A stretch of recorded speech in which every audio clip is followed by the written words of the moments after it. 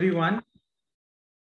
So as I was talking to Bajrang bhaiya as well, क्योंकि queries बहुत सारी हैं एंड क्योंकि प्रैक्टिकल क्वेरीज हैं, तो अपने क्या कर सकते हैं विद परमिशन ऑफ भैया एंड एवरीवन, अपने क्या है ना कि एंड बिकॉज प्लेटफॉर्म भी एक जीडी का ही है, तो अपने इसको क्वेश्चन आंसर से स्टार्ट करते हैं rather than one way deliberations.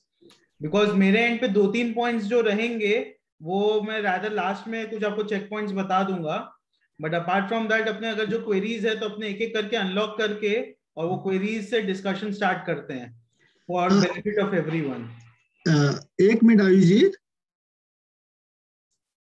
पहले मैं चाह रहा हूँ जो कॉमन जो डिफिकल्टी है, कॉमन जो क्वेरी है ना, वो आप सोल्व कर दो, फिर वो क्वेश्चन आंसर्स में अपने चेंज कर लेंगे इसको। तो वो तो आपको पता ही है कि क्या क्वेश्चंस जनरली आ रहे हैं और किस तरह की डिफिकल्टीज है। देखिए दो तीन पॉइंट्स जो है ना, पहला पॉइंट तो है with regards to filing of tax audit forms, ठीक है ना। तो अभी एक आज के डेट में एक नया वो टैक्स ऑडिट फॉर्म भी अपलोड हुआ है, मतलब उसका स्कीमा रिलीज हुआ है। तो that is one thing which we need to keep in mind. Secondly, process of filing tax audit form में एक थोड़ा सा ट्वीक है। पहले क्या था, हम खाली ऐड सीए करते थे। Now what we need to do is we need to go to ITR forms, select the option 3CA 3CD, right? And then from there अच्छा, बहुत लोगों की क्वेरीज आ रही है कि वहां नीचे कुछ बैलेंस शीट पीएल अटैच करने का ऑप्शन आ रहा है, तो वो उसमें क्या करना है। सो फर्स्ट पॉइंट कि वो जो अटैचमेंट्स का ऑप्शन आ रहा है that is optional. What is the purpose of that attachment option is that when you are adding CA or when you are assigning the task of 3CA 3CD to a chartered accountant, you are giving him a balance sheet for the purpose of audit. तो अगर वो वहां पे attach करना है नहीं करना है एक ऑप्शनल फील्ड है, आप बिना अटैच किए भी प्रोसीड कर सकते हैं और तब भी वो सीए का जो नोटिफिकेशन है ऐड सीए का वो ट्रिगर हो जाएगा to the chartered accountant for filing of tax audit forms. So ये एक प्रोसेस है जिसमें बहुत लोग क्या है ना कि एक कंफ्यूज हो जा रहे हैं कि मान ले रहे हैं कि भैया टैक्स ऑडिट फॉर्म्स फाइल ही नहीं हो रहा है, which is not the case. Tax audit forms are being very much filed. The only issue is कि जो एक प्रोसेस है ऐड सीए वाला, उसमें एक थोड़ा सा ट्वीक है, मतलब जो चेंज ऑफ ऑप्शन है, जो लोग सॉफ्टवेयर यूज कर रहे होंगे तो बहुतों को नहीं भी पता चल रहा होगा and they must have been मतलब स्मूथली हो जा रहा है, बट जो अदरवाइज डायरेक्टली जाके ऐड सीए करना चाह रहा है उनके लिए ये एक समझने वाली चीज है कि अब उसको आप जाएंगे, जैसे जहां पे व्यू आईटीआर फॉर्म्स आते हैं यानी ई फाइल फॉर्म्स। एक सेकंड, मैं कोशिश करता हूं कि मैं एक लॉगिन करके भी आपको दिखा पाऊं। एक सेकंड,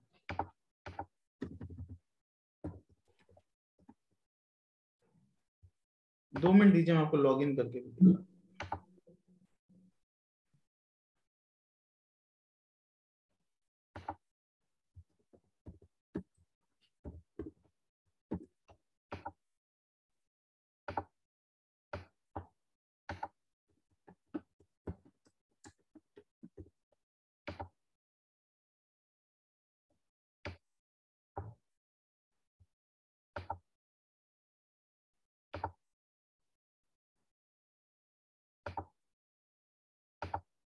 ये देखिए यहाँ पे जब ई फाइल ऑप्शंस में जाते हैं इनकम टैक्स फॉर्म्स में, ठीक है ना, फाइल इनकम टैक्स फॉर्म्स का ऑप्शन आएगा।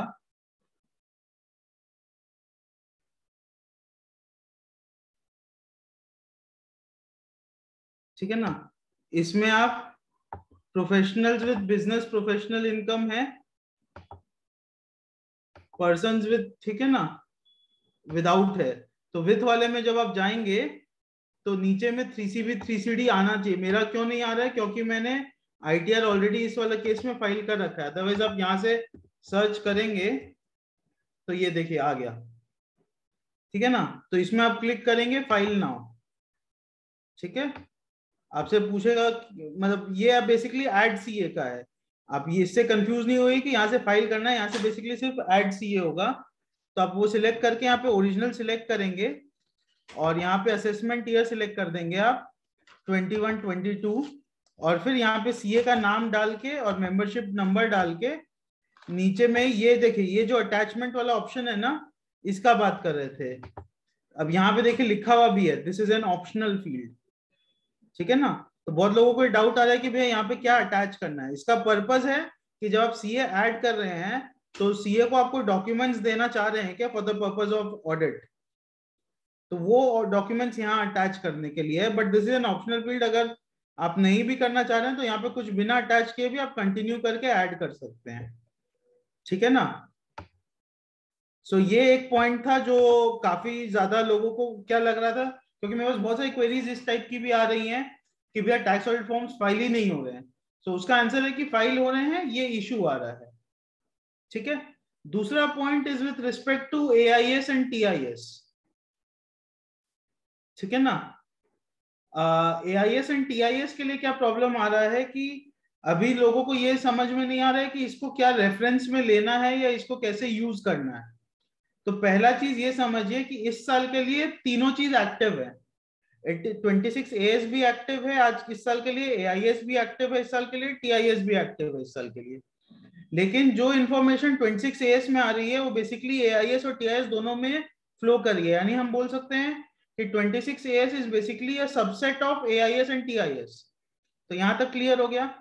अब जो रिटर्न्स, क्योंकि एआईएस टीआईएस का जो इफेक्टिवनेस है वो 1 नवंबर से है, तो अब हम क्या सजेस्ट कर सकते हैं या हम क्या एक अंडरस्टैंडिंग डेवलप कर सकते हैं कि 1 नवंबर से पहले का अगर हमने ऑलरेडी रिटर्न फाइल कर दिया है तो उसके लिए हमें क्या एक्शन लेना है, और 1 नवंबर के बाद या हम आज जो रिटर्न फाइल कर रहे हैं उसके लिए हमें क्या एक्शन लेना है।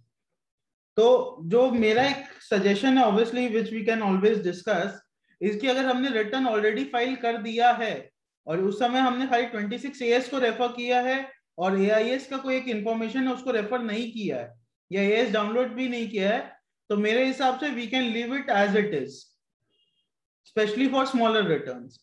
अभी लेकिन जो भी रिटर्न्स हम फाइल करेंगे उसके लिए वो एआईएस और टीआईएस डाउनलोड करना मैंडेटरी हो जाता है।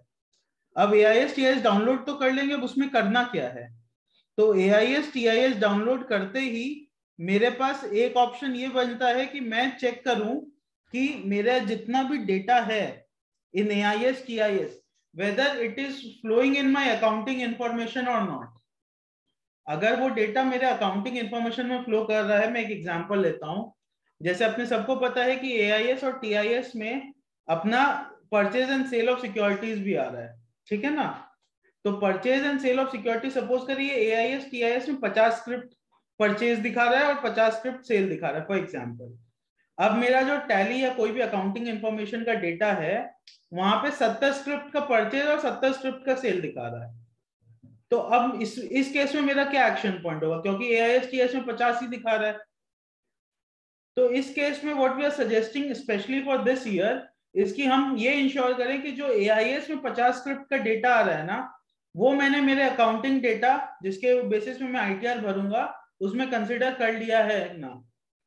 अगर उस 50 में से कोई भी डेटा उस 70 में मिसिंग है, बिकॉज ऐसा भी हो सकता है कि एआईएस में 50 दिखा रहा है और मेरे अकाउंटिंग डेटा में 70 दिखा रहा है, बट जो 70 दिखा रहा है उसमें से 30 न्यू है और 40 ही एआईएस वाले हैं, तो बाकी जो बैलेंस 10 है उसके ऊपर मेरा एक्शन पॉइंट बनता है, ठीक है ना। तो अब वो जो बैलेंस 10 यानी जो मिसमैच है between AIS and my accounting data, जो कि एआईएस में दिखा रहे हैं बट माय अकाउंटिंग डेटा में नहीं है, अब मुझे वो डिटरमिन करना है कि वेदर दैट इज करेक्ट और इनकरेक्ट। अगर इफ दैट इज करेक्ट यानी कि वो एआईएस में इंफॉर्मेशन करेक्ट है तब तो अकॉर्डिंगली मुझे उसे अपने रिटर्न में इनकॉर्पोरेट कर लेना है।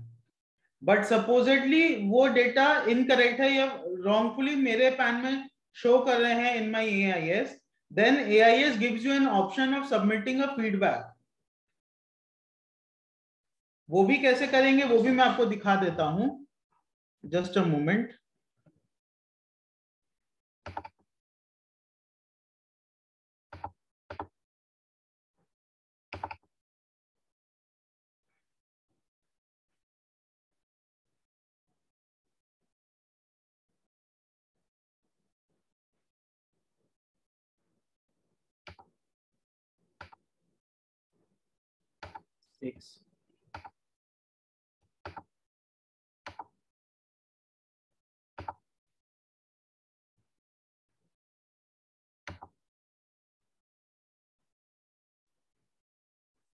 आई होप स्क्रीन सबको विजिबल है।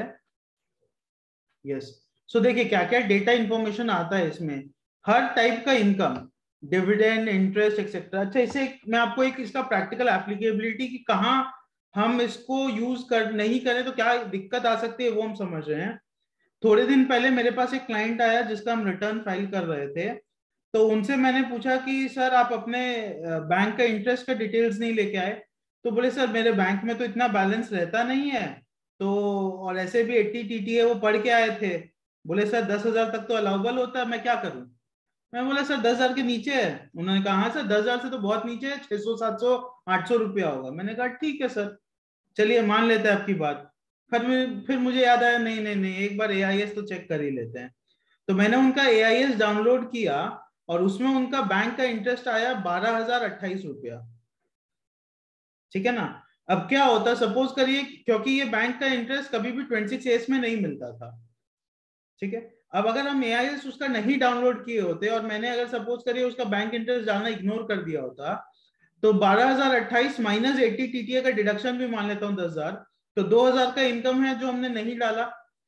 अब इस चक्कर में अगर उसका एक नोटिस आ जाता है फॉर मिसमैच ऑफ इंफॉर्मेशन और for disclosure of lower income, then that assessee will fall in a soup unnecessary for a smaller information which he has inadvertently missed in filing the return of income, है ना। तो ऐसे बहुत सारे scenarios आ सकते हैं जहां पे एआईएस में कोई डेटा आ रहा है जो मुझे नॉलेज में। दूसरा इंफॉर्मेशन है डिविडेंड।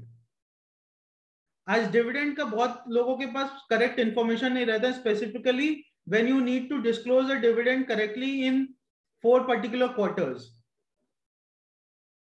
है ना। 4 पर्टिकुलर क्वार्टर्स में क्यों डिस्क्लोज करना है, क्योंकि उसी हिसाब से एडवांस टैक्स की लायबिलिटी डिटरमिन होती है। Because for dividend the advance tax liability will be determined only after from the quarter it is actually received or declared. So for these purposes AIS is important. Now coming back to the point which we were discussing कि कैसे उसका feedback करेंगे, तो जैसे पहले तो download करने के लिए अपने लॉगिन करेंगे। लॉगिन करने के बाद सर्विसेज में आप देखेंगे AIS है, उसको जैसे ही अपने क्लिक करेंगे तो दो चीज अपने को दिखेगी, TIS और AIS। अच्छा, TIS और AIS के बीच का डिफरेंस अपने को पता है। सो TIS is basically just the summary of AIS।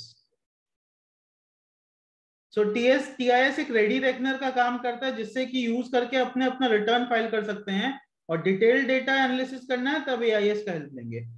तो जब अपने AIS डाउनलोड करने चाहेंगे तो देखिए 3 पार्ट में डाउनलोड होता है, एक PDF फॉर रेफरेंस, एक जेसन फाइल, ताकि वो एक AIS यूटिलिटी भी है जो आप अलग सेपरेटली डाउनलोड कर सकते हैं।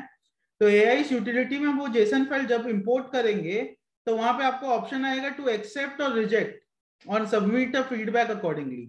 तो वहां पे जाके अगर आपका जो मैं बता रहा था कि सपोज के 10 ऐसे स्क्रिप्ट के ट्रांजैक्शंस है जो इनकरेक्टली आपके उसमें दिख रहे हैं, तो उसके लिए आप फीडबैक सबमिट करके उसको करेक्ट करवा सकते हैं। और जैसे ही आप AIS में फीडबैक सबमिट करके करते हैं और वो एक्सेप्ट हो जाता है, तो TIS में भी वो करेक्शन ऑटोमेटिकली मिरर हो जाएगा। ठीक है ना। और जो आपने फीडबैक सबमिट किया है उसका एक अलग से PDF भी आप डाउनलोड कर सकते हैं। और ये देखिए, मैं आपको एक थोड़ा सा बैक भी दिखा देता हूं। यहाँ देखिए आपको AIS के नीचे ना डाउनलोड अपलोड दोनों का ऑप्शन दिख रहा होगा। तो डाउनलोड वाले में तो 3 ऑप्शन था, और अपलोड वाले में जब वो फीडबैक आप अपलोड करना चाहेंगे उसके लिए ये अपलोड ऑप्शन यूज होगा। ठीक है ना। और अच्छा, ये गो टू एक्टिविटी हिस्ट्री, ये बहुत इंपॉर्टेंट है समझने के लिए। अब कुछ कुछ क्लाइंट क्या होशियार होते हैं, वो बोलते हैं कि भाई साहब अगर हम डाउनलोड कर भी लें और देख लें कि गलत है, बट हम डिपार्टमेंट को बाद में ये तो बोल ही सकते हैं कि हमने देखा ही नहीं, क्योंकि देखा ही नहीं तो गलत है ही नहीं। सो वो भी नहीं हो सकता, बिकॉज जैसे ही आप इसको डाउनलोड करेंगे, एक ये देखिए एक एक्टिविटी हिस्ट्री सेव होते जाएगी with time and date stamp कि कब आपने इसको डाउनलोड किया था, कब आपने लॉगिन किया था, which will be a permanent in nature. तो आप कभी भी ये नहीं बोल सकते कि मैंने ये देखा ही नहीं या मेरे को ये पता ही नहीं था, है ना। एक इंपॉर्टेंट चेंज जो हमारा नॉर्मल आदत से है, हमें हमेशा कोई भी डॉक्यूमेंट इनकम टैक्स से खोलने के लिए पैन स्मॉल में followed by date of birth डालने का आदत है। इसमें हमेशा पैन कैपिटल में रहेगा followed by date of birth. ठीक है ना। AIS के अंदर दो इंफॉर्मेशन, पहला तो नेम डेटा पैन रहता है, दूसरा ऑब्वियसली TDS और ये सब जो पेमेंट ऑफ टैक्सेस। अच्छा, इसमें एक और फायदा क्या है आपके, जितनी भी पेंडिंग प्रोसीडिंग्स और कंप्लीटेड प्रोसीडिंग्स है उसका भी इंफॉर्मेशन आ जाता है। तो जैसे आपने डाउनलोड किया तो बाद में आप जो कुछ कुछ अपने केसेस में लेते हैं ना कि भाई हमारे को तो नोटिस सर्व ही नहीं हुआ या हमें प्रोसीडिंग का पता ही नहीं था, तो वो प्रोसीडिंग क्वैश होनी चाहिए, तो वो सब चीज का भी यहाँ पे टेक केयर कर लिया गया है। क्योंकि once you download AIS, in that you get the information of the proceedings and then you are known to have been aware of the proceedings at least by this date. So इस date के पहले का आप जो भी help लेना चाहें with respect to that technical flaw वो आप ले सकते हैं, बट इस डेट के बाद का कोई भी आप help with respect to that technical flaw नहीं ले पाएंगे। ठीक है ना? Feedback, as I said, if the information is correct, then we can always submit the feedback. TIS I've already discussed is a summary. अच्छा, यहाँ पे मैंने क्यों लिखा है 26 years cease to exist, क्योंकि इवेंचुअली बिकॉज इस साल के लिए वो बेटा वर्जन में है अपना AIS TIS, तो 26 years भी अभी इफेक्टिवली चल रहा है, but going forward once AIS and TIS will be in its full functionality, तब 26 years का कोई सेपरेट रेलेवेंस नहीं रहेगा and it will cease to exist. ठीक है ना? ग्रेट। थर्ड पॉइंट जो अपने को दिमाग लगाना है या जो जानना है is with respect to MAT returns. So बहुत सारे क्लाइंट्स का अगेन ये प्रॉब्लम आ रहा है कि मैट का फॉर्म फाइल नहीं हो पा रहा है, तो उसके लिए जेन्युइन इश्यूज अभी भी हैं कि फॉर्म 29B अभी भी काफी केसेस में फाइल नहीं हो पा रहे हैं। ठीक है ना? So for the people who are required, who are wanting to file MAT returns या returns having MAT taxability, still need to wait for some time because ये अपना MAT का जो फॉर्म 29B है वो अभी भी फुल फंक्शनैलिटी में इंट्रोड्यूस नहीं किया गया है। So once that will be introduced in its full functionality, तभी उसके बाद जाके वो MAT returns फाइल हो पाएंगे अपने, है ना? सो ये कुछ एक बेसिक चेक पॉइंट्स थे भैया, इसके अलावा then we can go for the questions I think.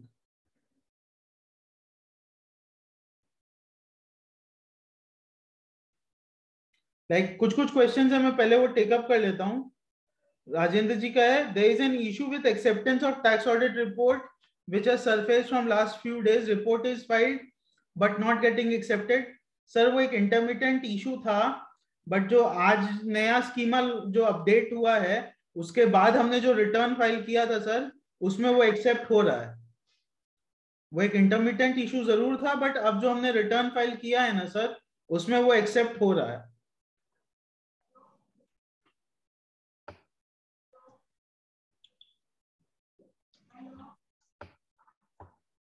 Anil भैया का क्वेश्चन है, in form 3CD part 11 para 11C books of accounts examined, it is showing no records found, even tried multiple times while filing with filing proper details. What is the remedy?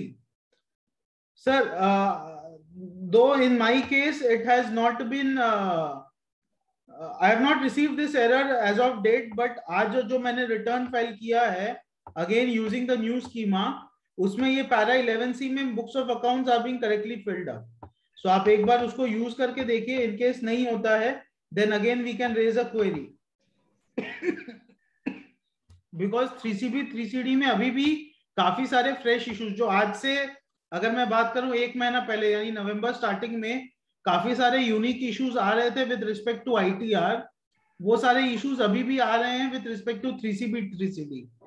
So with time जैसे जैसे schema improve होते जाएगा वो issues correct होंगे अपने आप में, है ना?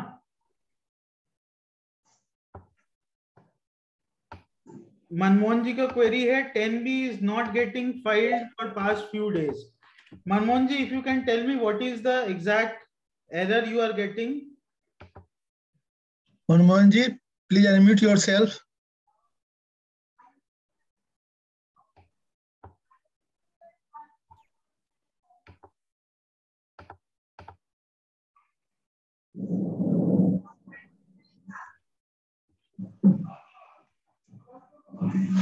मनमोहन जी आप हैं? Unmute please, unmute yourself. Manmohan ji लिखा है सबमिशन फेल्ड। अच्छा सर, मैंने ये फाइल नहीं किया, बट ये जैसे उसके बाद वाला भी जो क्वेरी है 10 CCD, वो भी अभी तक एक्टिवेट नहीं हुआ है राजेंद्र जी। सो वो आपको अभी भी वेट करना होगा। 10B भी I will check it out, but I am not sure because और कोई इंटरनल एरर नहीं है 10B के अंदर, एंड फॉर्म एक्टिवेट भी हो गया है।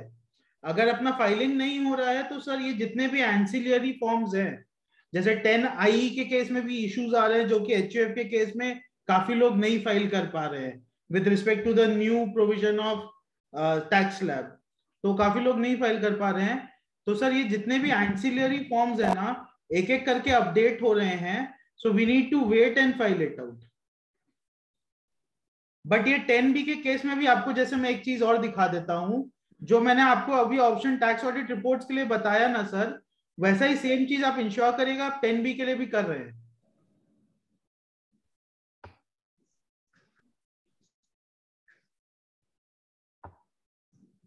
Sir form 10IC 10IE intermittent issue सबके साथ है, जो ललित जी का भी क्वेश्चन है, जैसे मैंने भी एग्जांपल दिया 10IE का, इंडिविजुअल के केस में फाइल हो जा रहा है बट HUF के केस में नहीं फाइल हो रहा है, तो वैसा ही इश्यूज 10IC के लिए भी आ रहा है। सो ये नहीं फाइलिंग होने वाला सर इशू जो है ना सर, ये इसीलिए तो हमारा एक क्वेरी जो भैया का सबसे पहले सेमिनार स्टार्ट करने से पहले भी था कि क्या डेट बढ़ना चाहिए, तो उसका जवाब वही है सर कि अभी तक भी कुछ पूरा तरीके से सब कुछ नहीं फाइल हो पा रहा है। मनमोहन जी आपका कहना है कि different errors are getting displayed at different times. Sir, can you please elaborate? That's why I asked, can you, because submission failed is का कोई उपाय नहीं है, उसके लिए तो आपको वेट ही करना होगा, बट और क्या एरर आ रहा है सर आप वो बताएं। अगर एक सर्वर इशू, सिस्टम इशू, ये सब वही एक टाइप के एरर।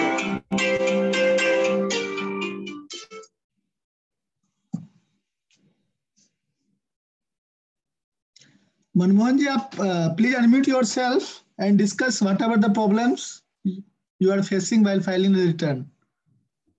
मनमोहन जी आप अपने आप को अनम्यूट कर सकते हैं।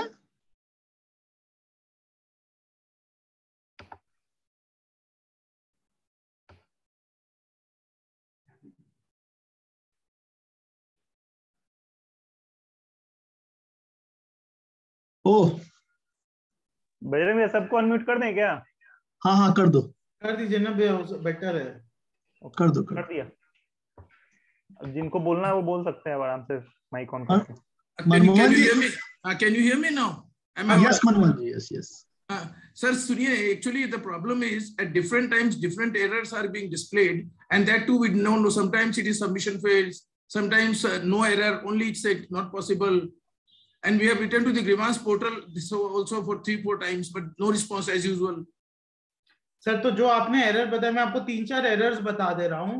Submission failed, no response, system error, ये सब एरर्स वही टाइप के हैं जहां पे कि इंटरमिटेंट इशू के कारण वो फाइल नहीं हो पा रहा है। उसका उपाय सर वही है, ट्राई करेंगे हम लोग, जैसे आपने लिखा वैसे हमने भी लिख रखा है for various forms including 10IB, IE and every form, but वो क्या है कि वो विद टाइम ही एक एक करके ठीक होंगे sir. So then there is another issue which we have been facing, that DSC fixing of the DSC issue. At times that test is also not displayed in that box, dialog box, the test key portion. Sir I understand, आप software use कर रहे हैं कि site direct कर रहे हैं sir? Direct कर रहे हैं। हाँ सर, तो डायरेक्ट जब साइट में कर रहे हैं, पहला चीज आप इंश्योर करेगा कि DSC रजिस्टर्ड है from the individual person's ID. Yeah, it is. We have done that. We have done that because ये एक again एक important चीज है जो अपने इस बार मिस कर रहे हैं कि इस बार का जो DSC रजिस्ट्रेशन है इंडिविजुअल ID से करना मैंडेटरी है। That we have done. हाँ, so जब अपने वो कर दे रहे हैं सर, तो कुछ केसेस में आपका DSC का जो आप बोल रहे हैं कि चेकबॉक्स में नहीं आ रहा है, तो आप उसको रिट्राई करेंगे तो आ जाएगा सर, बिकॉज जो DSC का इशू पहले था, जो DSC अफिक्स नहीं हो पा रहा था इन ITRs and other forms, that has been resolved by the new schema. But in new schema as well, कभी-कभी वो error आ जा रहा है sir. But DSC का return file हो रहा है sir. Sir, one more thing. Today a new schema has come. That is for 10B also, or it is only for 3CD? Sir, what I have seen, I'll just check it out while we speak. But what I have seen, it is only for 3CB and 3CD.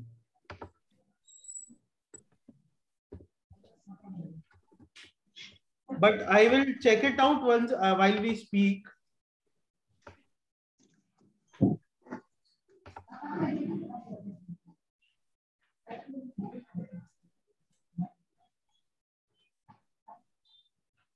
Just a moment.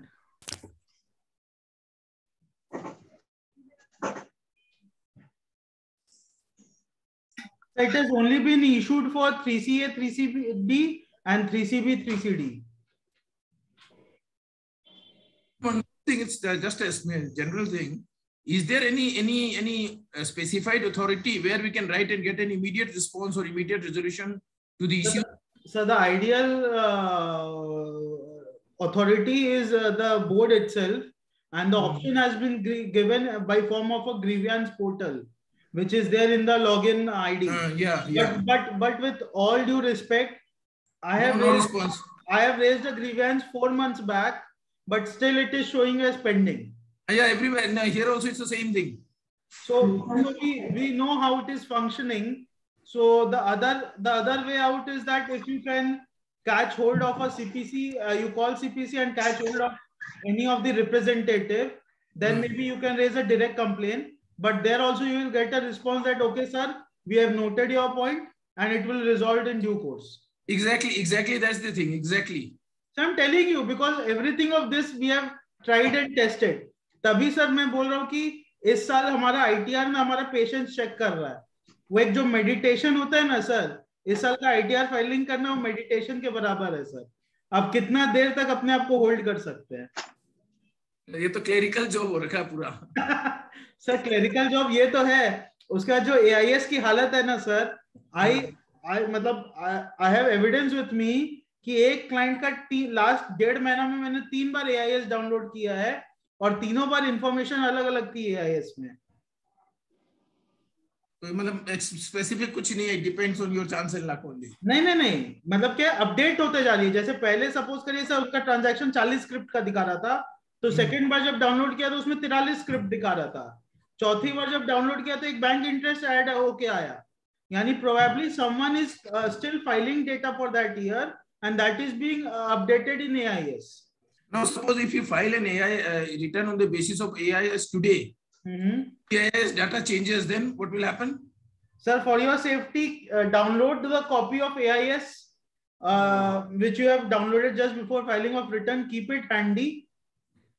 And उसके बाद sir अगर आपने वापस से मतलब download कर लिया है डेटा और आपको लग रहा है कि कुछ गलती हो गई है, तो रिवाइज रिटर्न फाइल करिए सर.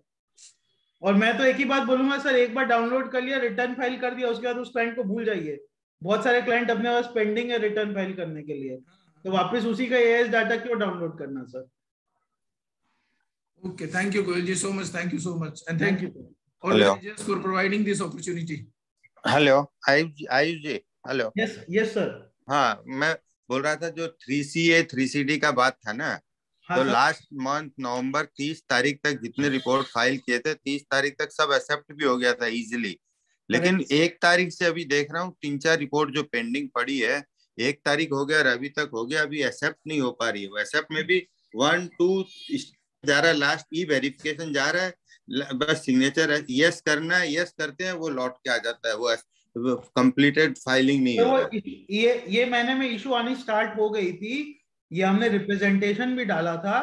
तो एज पर देम जो आज का स्कीमा लॉन्च, तो स्कीमा मेरे को काम क्या है, मेरा तो ऑलरेडी फाइल रिपोर्ट है सर. आपका फाइल्ड ऑलरेडी रिपोर्ट है, बट उन्होंने क्योंकि ये जो अप्रूवल है फ्लो तो स्कीमा से ही करता है, तो उन्होंने क्या किया, स्कीमा नया लॉन्च कर दिया फॉर न्यू ITRs, और जो पुराने वाले हैं उसके लिए भी उनका कहना है कि it is in the process of being corrected. Okay, तो आपने और 5-6 दिन वेट कर लेते, एक बार आप भी क्वेरी रेज कर दीजिए अपना. नहीं, वो तो मैंने ऑलरेडी कर दिया. ग्रीवेंस में already it is raised, otherwise what is the evidence. हम बार बार वो कर रहे हैं। और Correct. 10 CCD में भी क्या हो रहा है ना, आप जैसे बताया आपको, 10 CCD भी 15 दिन से ऑनलाइन लाइव हो गया वहां यूटी स्कीमा में, लेकिन वो ही लास्ट स्टेज वाला ही हो रहा है, वहां पे जा रहा, फाइल हो रहा है, अटैचमेंट भी हो गया, सब कुछ हो रहा है, वही लास्ट जैसे इसमें जा रहा है, लास्ट स्टेज में जाके लाइव हो गया है सर, बट अभी फाइल नहीं हो पा रहा है। हाँ, नहीं हो पा रहा है, वही एरर मैसेज कर रहा है मैंने लास्ट स्टेज में जाके। हाँ, वो प्रॉब्लम वही है सर कि वेट करना होगा, वेट करना होगा। Right sir. Okay, no problem. If everybody have that issue, then no. Okay, thank you.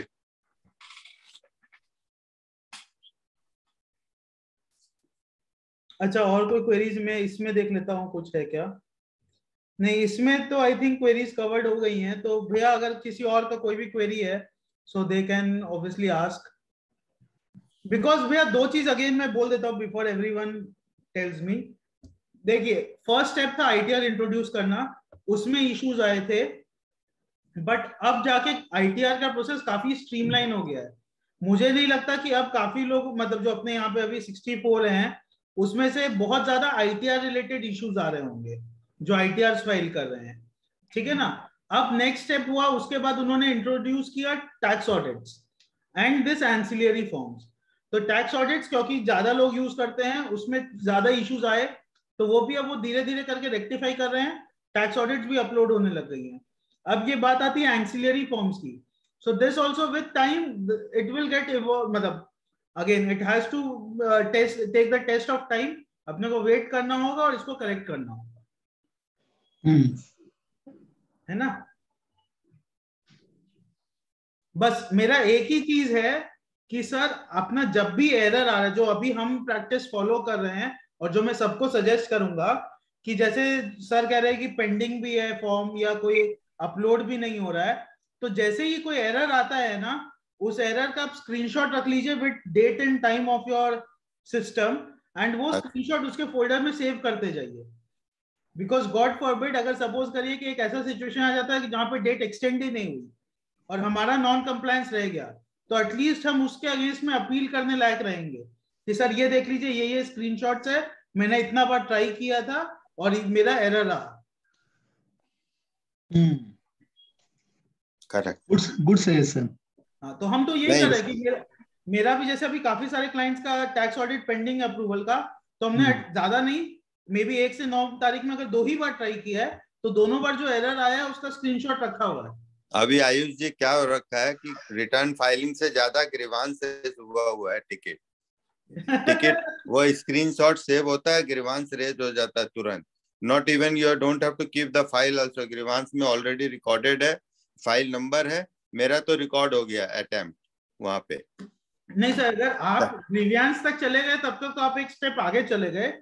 हाँ, कहना है कि अगर कोई ग्रीवांस तक नहीं भी कर रहा है, I got your point, but अब जैसे ये सब इश्यू आ रहा है तो we are doing that exactly कि you just raise the grievance ticket. करना चाहिए सर, हम खुद कर रहे हैं। 2 बार 3 बार ट्राई किया, नहीं हुआ, ग्रीवांस रेज किया and move on. Correct sir, वो करना होगा सर। एटलीस्ट उन्हें भी तो पता चले ना सर कि कितना मास में प्रॉब्लम आ रहा है। एग्जैक्टली, उनको एक नोडल ऑफिसर देना चाहिए who talk to the professionals who understand the things कि क्या हो रहा है, so that they can resolve it at the earliest। ऐसा कुछ मैकेनिज्म किया नहीं, it's a very poor system they have adopted. और उसके बाद लास्ट डेट तक अगर डेट नहीं बढ़ाएंगे, इट्स वेरी पुअर। मतलब एक नोडल ऑफिसर देना चाहिए ना, knowledge people who interact with knowledgeable people कि क्या रियल इश्यूज है। Perhaps they are not talking to right people to get to the problem, so it is delaying the whole thing। आज जैसे Sunday को मोदी जी की मन की बात आती है, ऐसे ही कोई मतलब नोडल ऑफिसर आके जो भी प्रॉब्लम है वो सुने और बताए। वो पॉलिटिकल इश्यू है, वहाँ नोडल ऑफिसर का काम नहीं है, ये प्रैक्टिकल फील्ड इश्यू है। वहाँ पॉलिटिकल भी फील्ड है, वहाँ दूसरा इश्यू चलता है। हाँ भाई, मेन बात वही है। फिर भी है ना, मतलब अभी एफएक्यू गवर्नमेंट को मतलब क्या डे बाय डे जो है डेली मतलब रिलीज करना चाहिए, जो भी प्रॉब्लम है उसको सॉल्व करना चाहिए। नहीं, एक्चुअल में क्या है, सेम प्रॉब्लम के लिए हजारों आदमी फेस कर रहे हैं। वो लोग they don't want to face the problem, they know the problem. वो दूर खड़े हैं, बस तमाशा देख रहे हैं। उनको मालूम है प्रॉब्लम क्या है, बट उन्हें पता है ना कि मेरे पास तुरंत रेजोल्यूशन नहीं है, जो टाइम सॉल्यूशन नहीं है। एग्जैक्टली, सॉल्यूशन है नहीं उनके पास। हाँ, उनके पास सॉल्यूशन नहीं है, इसलिए वो लोग तमाशा देख रहे हैं, बस दूर खड़े हैं। और हम लोग को टेंशन कर रखे हैं, because being a professional client भी पड़ेगा, आप मालूम पड़ेगा यहाँ, अरे आयुष जी का तो हो गया, आपका क्यों नहीं हुआ? थिंग्स आर लाइक दैट ना। एकदम बजरंग जी ने तो फाइल कर दिया था, आपका क्यों नहीं हुआ? भैया आपको या तो आता नहीं है या नहीं, अभी क्या है ना कि सीए के साथ साथ सॉफ्टवेयर का भी नॉलेज होना चाहिए, ऐसा हो गया है सर। सीए का तो फिर भी क्लरिकल वाला काम हो जा रहा है, लेकिन सॉफ्टवेयर का इम्पोर्टेंस ज्यादा हो गया है। बहुत इम्पोर्टेंस हो गया है। अब सीए लोग को जो है इंजीनियर से टाई अप करना पड़ेगा, सॉफ्टवेयर इंजीनियर से। वही सीए कम टेक्नो होना पड़ेगा। बिल्कुल बिल्कुल। घबराइए मत, 1-2 साल के बाद अपने रिटर्न फाइल करने नहीं, मौका ही नहीं मिलेगा। नहीं मिलेगा। AIS और TIS जो है ना, इसका एक मतलब सैंपल है। कल मैं एक एग्जांपल शेयर करता हूँ। मैं सिलीगुड़ी का वेबिनार अटेंड कर रहा था, वहां पे मैंने बात बोला कि अभी तो क्या होता है कि हम डिपार्टमेंट को बताते हैं कि ये मेरी इनकम है, आप चेक करके बता दो, कंफर्म कर दो। फिर क्या होगा, उल्टा होगा, डिपार्टमेंट बोलेगी भैया आयुष ये तुम्हारी इनकम है, तुम टिक कर दो कि सही है कि नहीं है। सही है कि नहीं है। राइट सर, यही होने वाला है, यही होगा। तो एग्जैक्टली। हाँ, AIS TIS का मतलब तो वही हो गया। वही हो गया। हाँ राजेंद्र भैया, वही प्लान है लोग, वही प्लान भी है एकदम एकदम। ये आफ्टर 2 or 3 years ये सैंपल है। हाँ, they will go on the same way। ये सैंपल है भैया। या Next question. I request the house kindly unmute yourself and raise your issue, whatever in your mind. Yes भैया, ग्रुप डिस्कशन है, इसको इंटरेक्टिव बनाएं। हाँ। तो जो भी मतलब प्रॉब्लम्स आ रही है तो सबको बेनिफिट मिलेगी इसकी, तो डिस्कस करने में कोई हेजिटेशन ना करे और डिस्कस करें। ये रहेगा कि एवरीबॉडी नोज अबाउट क्या प्रॉब्लम इश्यू हो रही है, या खाली इंडिविजुअलिस्टिक इश्यू हो तो सॉल्व हो जाए, किसी का कोई अपना सिस्टम इश्यू हो तो हो जाए। अब क्या हम लोग तो क्या 50 मशीन अगल बगल सब में ट्राई करके देख लेते झट कोई किक नहीं हो रहा हो, कोई सॉफ्टवेयर इश्यू नहीं हो। हाँ, एग्जैक्टली यही होता है। तो इस तरह का इश्यू है ना, इतना सॉफ्टवेयर है, जीएसटी में अलग सॉफ्टवेयर लगता है। Just in the mean time सब लोग अपना क्वेश्चंस डेवलप करते हैं। एक छोटा सा अगेन जो इशू मेरे पास अभी एक यूनिक आया, या जो मेरे से एक जन क्वेश्चन पूछा कि सर HUF का रिटर्न में जब हम भरने जा रहे हैं तो ITR 1 में एरर दिखा रहा है।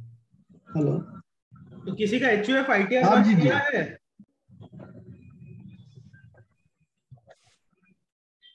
तो मैंने उसको क्या जवाब दिया सर, जो मैं आप लोग को भी बता देता हूँ कि ITR 1 HUFs के लिए होती ही नहीं है ना। पहले आज से 1-1.5 साल पहले, 2 साल पहले तक क्या होता था, हम HUF में भी सिलेक्ट करते थे ITR 1 और फाइल करते थे ना, तो somehow वो ITR फाइल हो जाती थी, but that was never intended for HUF। HUF के लिए ITR 1 है ही नहीं। ITR 1 is only for individuals। Exactly। And that also ROR, resident and ordinarily resident। तो जिनका अगर कोई सिस्टम ले भी रहा है तो आप चेक कर लें कि HUF का रिटर्न फाइल करते वक्त ITR 1 नहीं जाए, otherwise that is liable to be treated as a defective return just because of the non-selection or wrong selection of ITR। तो ये भी, क्योंकि मेरे पास एक बहुत रीसेंट क्वेरी आई है, वो है मुशर्रफ जी का है, is anyone facing error while rectification for assessment year 2021 for individuals? Sir I can not comment on 2021, but उसके अर्लियर ईयर्स का मैंने रेक्टिफिकेशन अभी भी फाइल किया है, और असेसमेंट ईयर 2021 22 का भी किया है मैंने। 2021 का स्पेसिफिकली नहीं किया, बट बाकी सबका किया है। पहले एरर्स आ रहे थे, बट अब 154 फाइल हो पा रहा है sir. Good, that's good. Right sir. Otherwise आपका कोई स्पेसिफिक एरर है सर तो आप मेरे को बताइए, सो अब maybe I can help you out with that specific error. अच्छा, I will like to share one thing regarding this AIS. Yes sir. And 26 AIS, for the benefit of all. Yes sir, please what sir. I faced, because what I see, their last couple of TDS entries in 26 AIS is missing from AIS. Okay. So my staff was asking how to do it. When I go about AIS, AIS, whatever entries are there in AIS should not miss your accounting entry. Exactly. But the rest of the thing is okay, but you have to go by 26 AS, and that is the TDS position. But my point was that there is some such type of differences between AIS and 26 AS also. We have encountered. Exactly my point है जो मैंने भी कहा कि AIS का जो data है आपको वो चेक कर लेना वो करेक्ट है कि नहीं है. बस AIS में डेटा 100% हो ये जरूरी नहीं है. Exactly. AIS में जो डेटा है वो चेक कर लेना करेक्ट है कि नहीं है. It should be there in your account. It flows into your account. That's all. Correct. बाकी अकाउंट्स ही सुप्रीम रहेगा इस साल के लिए भी. Absolutely. अब सर एक और क्वेरी आती है इसके बाद जो लोगों की आती है कि सर ठीक है आपने ये तो कह दिया, जैसे आपका भी एग्जांपल है कि मेरा टीडीएस का 10 एंट्री उसमें से 8 ही एआईएस में दिखा रहा है. हाँ, एग्जैक्टली. तो बाकी 2 एंट्री जो एआईएस में नहीं दिखा रहा है उसके लिए मैं क्या करूं? क्या मैं एआईएस का फीडबैक सबमिट करूं? तो मेरा कहना है सर इस साल के लिए अगर आपके पास टाइम है तब तो आप फीडबैक सबमिट करके वो 2 ठीक करा लो. बट मेरा अंडरस्टैंडिंग या मेरा जो सजेशन है कि अगर एआईएस का डेटा ठीक है, मतलब उसका डेटा में से कुछ चेंज नहीं करने का दरकार है, तब तक आप फीडबैक सबमिट मत करो. Just use it for a reference purpose. हाँ, ऐसा है कि एआईएस में जो 8 एंट्री दिखा रही है उसमें से एक एंट्री गलत है और नहीं होनी चाहिए, उसके लिए आप जरूर फीडबैक सबमिट कर सकते हो, but otherwise it is not required. Exactly, I agree. Right sir. Right. Sir और पॉइंट्स?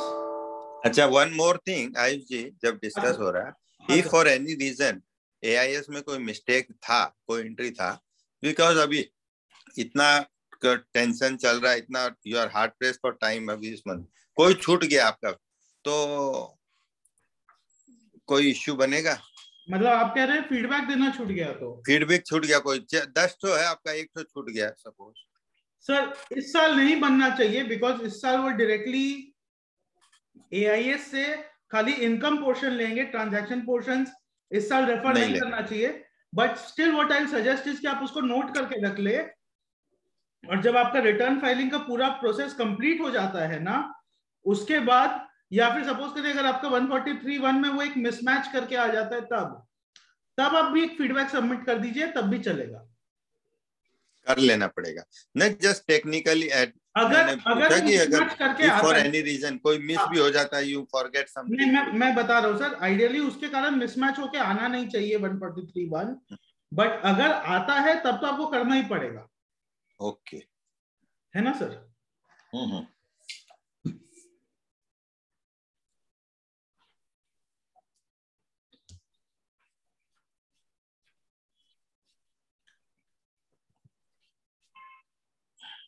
क्या बात है सर, मेरे को तो लगा था काफी सारी क्वेरीज आएंगी. So sir, anyone else having any other queries? If permitted, can I add something? Yes sir, yes please sir. Yeah, in case of tax audit report, if it is uploaded by the auditor and not approved by the client, means XML has been updated, then the report is could not be allowed to be approved by the client auditee. So what I done in this case, I rejected the report from the client's login ID and then again requested for addition of auditor and uploaded the audit report and then approved the report and it has been allowed. So because the first one was not getting approved? Yes. In this period? It was not approved by the auditee. Yes, because of, what was the reason for not getting approved? Because there was a updation in XML. Okay, I understand. So sir, that is one way out, which is a procedurally easy way out, where you get the earlier one rejected and then file it subsequently and then get it approved. Like yes. People were asking that what will happen to the fate of forms already uploaded between 1 and 9 when the schema has been introduced newly today. So one option is that which you are saying, which is a procedurally easy way out, but the other way out is wait for it. Because you have uploaded in an old schema does not mean that that itself is invalid. So that is okay. My submission is instead of waiting and getting it approved and waiting for the system to update. Sir, what you have done is not wrong and cannot be challenged. Yes. It will be in my view, it will be advisable to upload it again and get it approved. So can be done, not an issue. And one more thing, in form 10B, while filling the form, the state and PIN code is not appearing. I am not allowed to fill the PIN code and state. Because of it, the form could not be filed. So which form? 10B. 10B charitable trust form, right, sir? Right. Sir, if you check, when have you last tried it, sir? It's 15 days back. So now you try, that error is not coming because now the form is working fine, but still it's not getting uploaded in certain cases. Okay. Right, sir? Okay, thank you. Thank you, sir. Ayush ji, हाँ sir, ये अपना 2-3 mail में questions आए हुए हैं, मैं एक एक करके रीड कर रहा हूँ. हाँ प्लीज. फर्स्ट क्वेश्चन है, date of birth oblique incorporation in HUF file does not match, unable to file return. Sir वो उन केसेस में हो सकते हैं, या तो जिनका वो जो 01010001 वाला इशू होता है, ये तो उन केसेस में हो सकते हैं. तो उस केस में आपको एक बार वो रेज ही करना पड़ेगा टिकट, सर. वो लिखा है grievances done but not any response. कोई उपाय नहीं, बिकॉज वो उसी स्पेसिफिक केस में ही आ रहा है. अदरवाइज अदर केसेस में आप दूसरा एक और चीज नोट कर लीजिए सर, कि आप एक बार चेक कर लीजिए कि उसका जो डेटा है, आपका प्रोफाइल डेटा, वो सब प्रॉपर्ली अपडेटेड है. हाँ, okay. Second question, in mostly cases, IT refund with interest for earlier years shown in AIS, which we have not received. But what will be the treatment of interest on IT refund to be taken or not when not received? You might not have received for 2 reasons. The first reason is that there is a refund failure. So you need to first check out whether there is a refund failure, and if that is the reason, then maybe request for refund reissue. The second reason for which you might not have received is because it has been adjusted against an earlier demand. नहीं, इनका question ये है कि जो interest दिखा रहा है, मैं बता रहा हूँ सर, मैं रिफंड पे, उसका क्या ट्रीटमेंट करना है? दोनों ही केस में इंटरेस्ट आपको लेना होगा, because the refund has been credited, it has been made due to you, and if you are following your accrual system of accounting, then the interest you are liable to recognize as your income. Okay. Right. And the last one is, in some cases, in capital gain, sale of share value shown in AIS higher than actual sale price. So then you need to get it corrected based on your data, because as I said कि अगर वो mismatch है कहीं पे भी, if there is a mismatch between AIS and your form, you need to get it corrected in your AIS. And first of all, make sure which is the correct data. And if the correct data is your tally data and AIS is showing a higher value, then you need to get it corrected. At times क्या होता है भैया कि AIS में जो data आ रहा है ना, आप डेटा लेते हैं आफ्टर STT and everything. बहुत बार क्या होता है कि वो लोग से उतना अगर माइनर डिफरेंस है तो it can be ignored. Okay. But अगर कोई बहुत बड़ा, जैसे आपका सेल रेट है 300 रुपया और वहां पे दिया हुआ 400 रुपया, then you need to get it corrected. नहीं तो अपने ITR में करेक्ट भर देंगे, बाकी AIS में जो दिखा रहा है ITR में करेक्ट भर लीजिए. In the mean time AIS को भी करेक्ट करवा लीजिए, बाद में मिसमैच आने का चांसेस कम हो जाए. ठीक. Okay, thank you Ayush. Thank you भैया.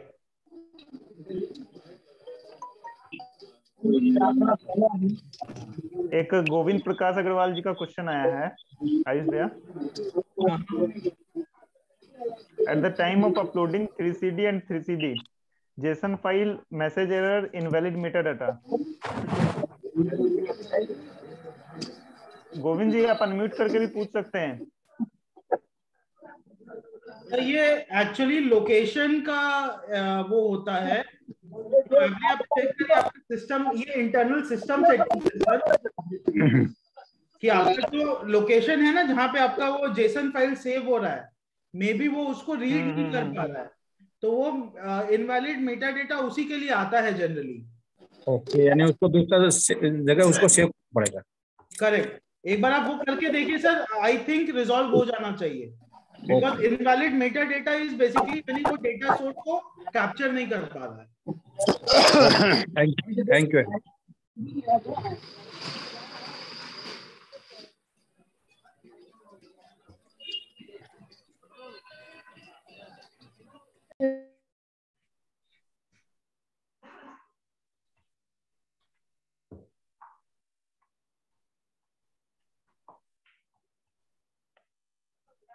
Regarding old appeals decided in favor of the assessee, the refund, the 10% refund if not reflecting anywhere, how to resolve this issue?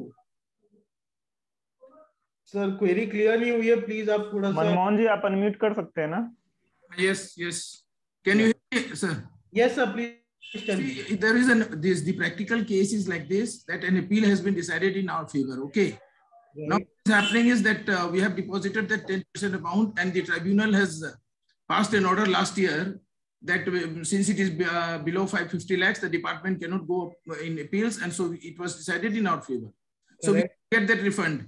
Now, when we go for the refund in the local department, they said that the IT8 order is not uploaded or it is not seen, and you have to bring it.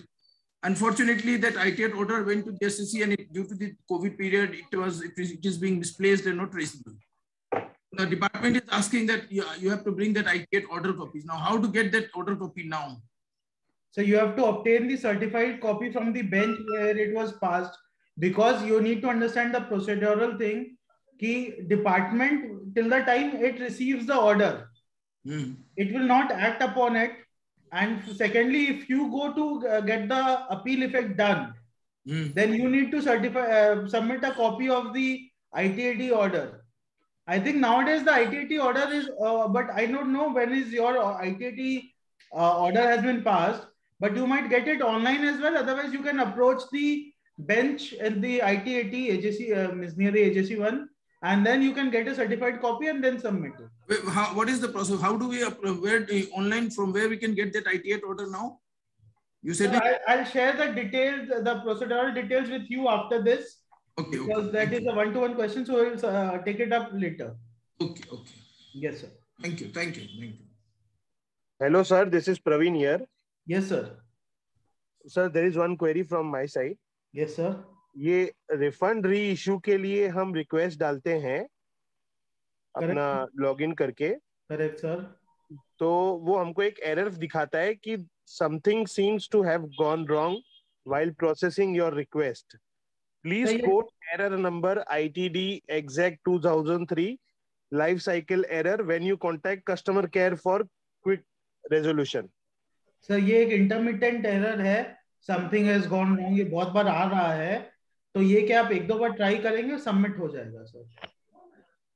अच्छा, क्योंकि वो customer care में जब phone करते हैं तो वो बताता है कि भाई आपका डिटेल्स गलत है, डेट ऑफ बर्थ, वो जो भी डिटेल्स मांगते हैं डालते हैं हम, तो बोलते हैं कि रजिस्टर नहीं, समथिंग हैज गॉन रॉन्ग में वो नहीं होना चाहिए। आप एक बार वापस से चेक कर लीजिए अपना डेटा, अगर डेटा करेक्ट है तो आप एक दो बार ट्राई करेंगे, आपको सबमिट हो जाएगा, because there is no issue with refund request being submitted. ठीक है ना? तो आपका, और जो ये एरर आप स्पेसिफिकली बता रहे समथिंग इज गॉन रॉन्ग, ये अभी सर्वर, जो इनका सर्वर है ना पोर्टल का, वो पोर्टल का सर्वर बीच बीच में ब्रेक हो रहा है, उस चक्कर में ये एरर्स आ रहे हैं। Okay, so this is nowhere related to data, but still you can once just double confirm the data and then try filing it again 1 or 2 times, it will be filed. अच्छा, because I am trying since last 2 days, तो दोनों दिन में उसने यही हो सकता है कि अभी इंटरमीडिएट, मतलब 1-2 दिन बाद आप वापस से एक बार ट्राई करिएगा, नहीं होता तो आप मेरे को एग्जैक्ट स्क्रीनशॉट एक बार भेजिएगा, then I'll work on it and then we can discuss. Okay okay okay sir, screenshot में आपके मतलब मेरा ईमेल आईडी है सर ayush@basco.in। ओके मैं यहाँ पे शेयर, बिकॉज क्या होता है ना सर, बहुत बार अलग अलग स्क्रीनशॉट्स आते हैं, तो मैं वो एग्जैक्ट स्क्रीनशॉट के बेसिस पे ही आपको बता पाऊंगा सर। ओके सर, क्या बताया आपने? आयुष सर मैं लिख दे रहा हूँ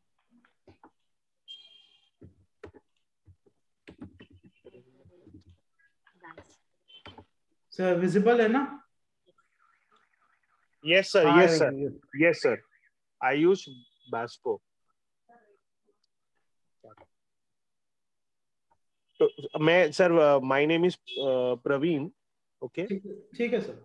हाँ जी, मैं आपको ईमेल करता हूँ बजाज 213 से, आपको ईमेल आएगा। अभी मत करिए सर, एक बार 1-2 दिन बाद वापस से ट्राई करिए with the process I have said, एक बार डेटा डबल चेक करके, and then you can just discuss, अगर तब भी नहीं। सर ऐसे ही just for my concern, in case कभी कुछ और भी ऐसे प्रॉब्लम आती है, can I mail you and ask you? Always sir, always sir, always. Thank you so much Ayush ji. भाई सर एक दूसरे के हेल्प करने के लिए sir. Thank you so much sir, thank you so कोई मच। दिक्कत है, feel free to contact me sir. Ayush ji. हाँ सर। एक रेक्टिफिकेशन का बात हो रहा था, तो अभी असेसमेंट ईयर 2021 का ही जो है एक डिफेक्टिव रिटर्न हुआ, लेकिन उसको जो है अपलोड करने का कोई ऑप्शन नहीं था, तो आपको कुछ ना कुछ खाली सिर्फ कंटेंट लिख के सबमिट करना है। रीड में कैसे खोली? तो उसको सबमिट नहीं कर पाते, एक्सएमएल जो अपने सबमिट नहीं कर पा रहे हैं। ग्रुप करना है, करो, मैं जा रही हूँ चाय बनाने है तुम्हारे हिसाब से। सर आपका वॉइस थोड़ा ब्रेक कर रहा था, वापस से बोलेंगे एक बार?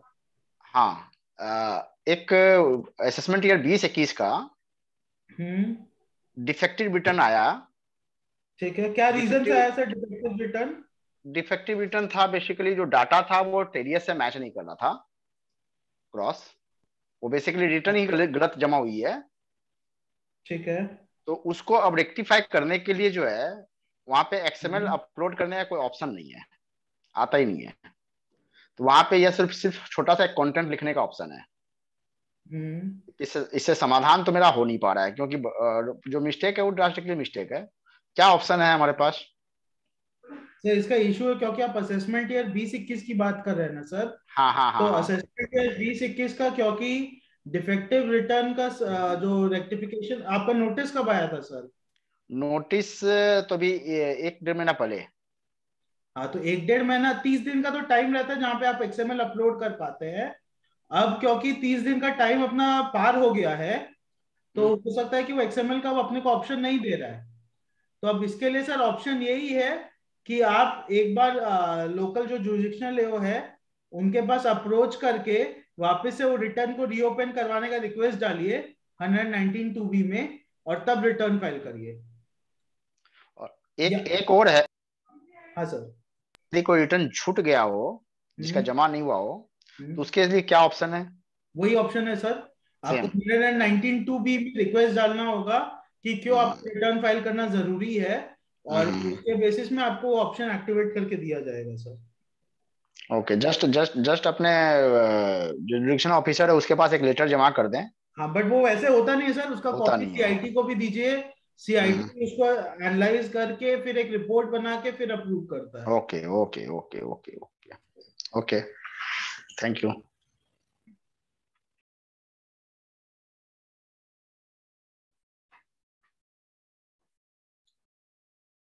रोहित भैया, इफ आई थिंक अगर क्वेरीज हो गई हैं अपनी, तो फिर अपने कैसे करें आगे?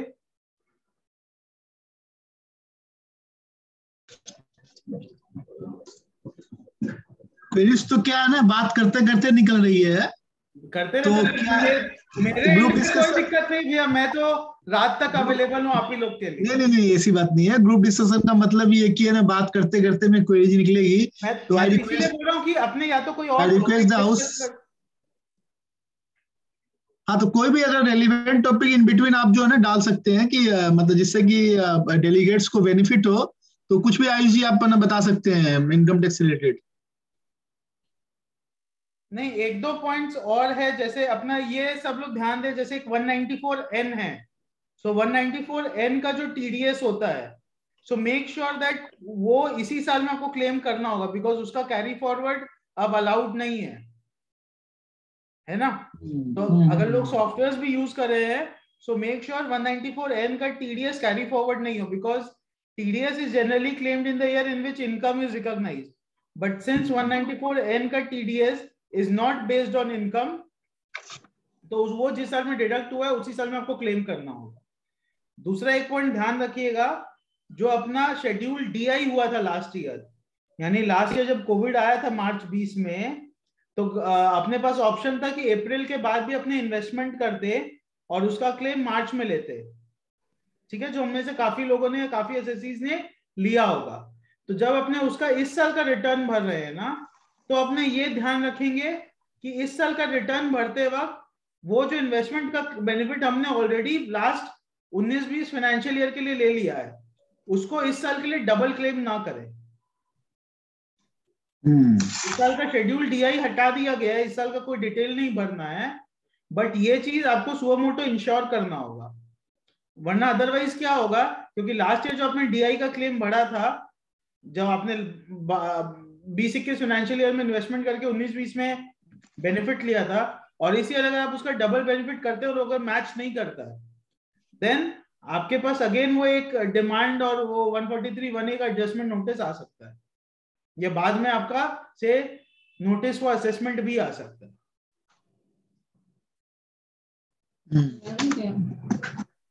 ठीक है ना। तो this is one thing which you need to keep in mind, right. Dividend का पॉइंट अगेन मैं वापस से एम्फसाइज कर रहा हूं, डिविडेंड को आपको 4 क्वार्टर्स में भरना है। तो अगर जिनका अपने 4 क्वार्टर्स में ब्रेक कर पा रहे हैं उनके लिए तो बेटर बेस्ट है 4 या rather 5 होता है, क्योंकि एक 15 मार्च से 31 मार्च का अलग से रहता है। तो जिनका वो 5 ऑप्शंस में अपने भर पा रहे हैं बेस्ट है, बट ऐसे भी बहुत लोग होंगे जहां पे कि आपका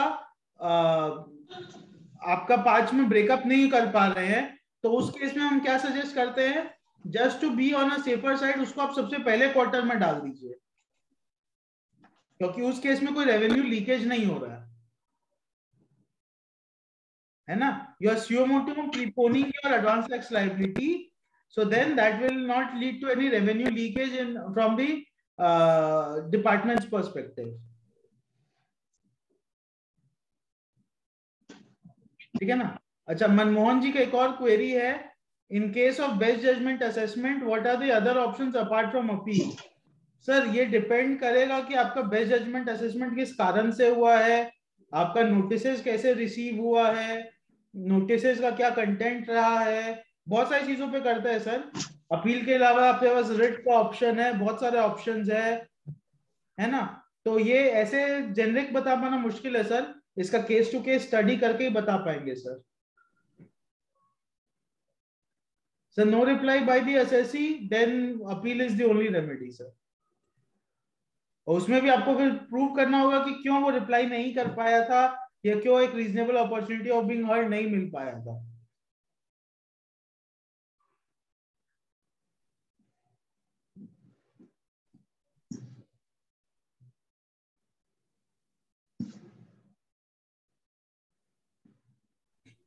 सर क्वेरी है can we take Covid plea. Sir ले सकते हैं, आपका प्ली लेने में तो कोई दिक्कत नहीं है सर, आपको उसको प्रॉपर्ली स्टैब्लिश करना होगा with respect to this and उस विद डॉक्यूमेंट्स आपको प्रूव करना होगा कि उस वक्त कोविड था या जो भी एक सिचुएशन था, आप सबमिट करिए सर। अगर वो जेन्युइन होगा तो सर 100% आपको उसका बेनिफिट मिलेगा।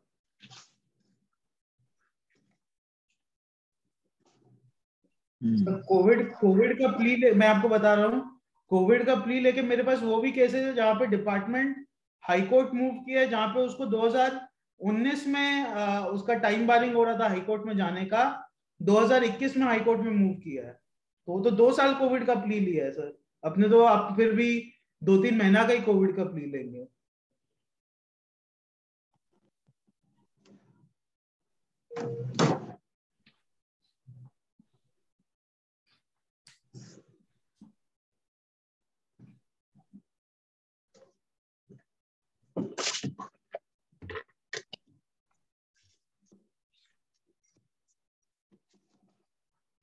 अच्छा चलिए, मैं एक दो चीजें और खोजता हूँ, बताता हूँ आप लोग को।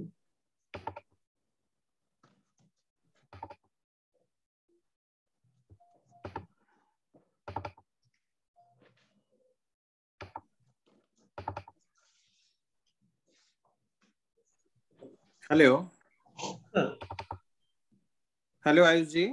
हाँ सर बोलिए। सुन पा रहे हैं? हाँ अच्छा, सर। मेरा कहना था, ये ITR 6 क्या वैलिडेट हो रहा है क्या आप लोग का? किसी ने किया, आपने किया है क्या? ITR 6 का रिटर्न वैलिडेशन ऑनलाइन हो रहा है क्या फाइलिंग के समय? हाँ सर हो रहा है ना, रिटर्न वैलिडेट भी हो रहा है, फाइल भी हो रहा है। कोई एरर नहीं आ रहा है उसमें, हैश टोटल इस तरह का कुछ? नहीं सर, पहले आ रहे थे बहुत सारे एरर्स, अब तो प्रॉपर्ली फाइल हो पा रहे हैं सर। जो एक्सेल यूटिलिटी आ रही है वो चल रही है मतलब प्रॉपर? एकदम सर। सर एक्सेल यूटिलिटी का बात करें कि आप जेसन यूटिलिटी का कर रहे हैं? अभी जो यूटिलिटी आई है पोर्टल पे, जो इनकम टैक्स ने दी है, वो एक्सेल है, मतलब उसमें जेसन फाइल क्रिएट हो रही है। मतलब वो जेसन वाली ही बात कर रहे हैं ना आप? हाँ, जेसन में ही वो कन्वर्ट हो रहा हो रहा है सर, हो रहा है सर। अभी वो सॉफ्टवेयर जो जिस तरह से 1 to 4 है वो तो आया नहीं अभी तक। अभी तक तो एक्सेल वाली यूटिलिटी आई है जिसको जेसन में कन्वर्ट होकर अपने फाइल कर रहे हैं। हो रहा है सर, उसमें हो रहा है ना? ओके जी, thank you.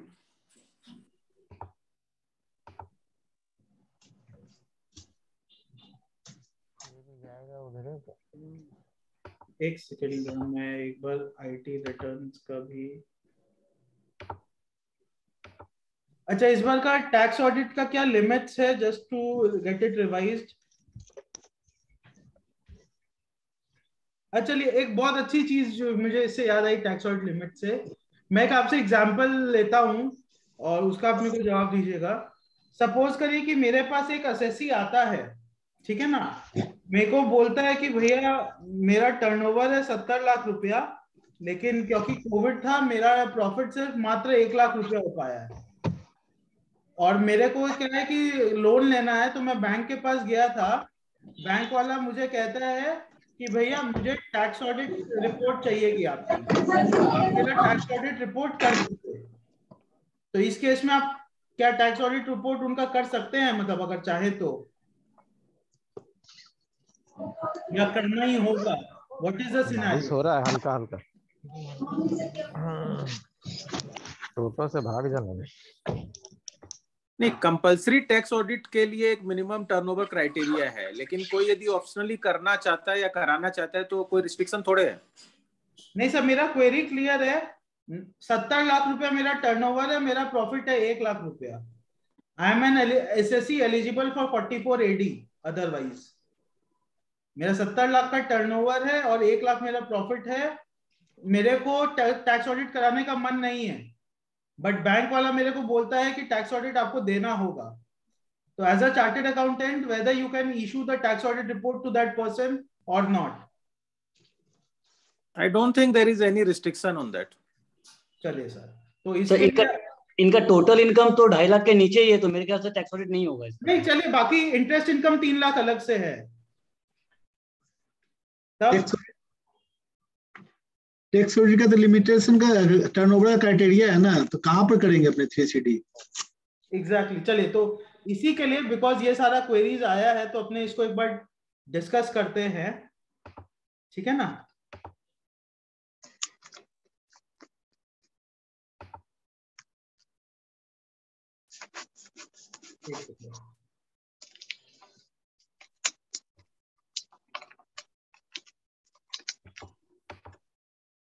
Okay.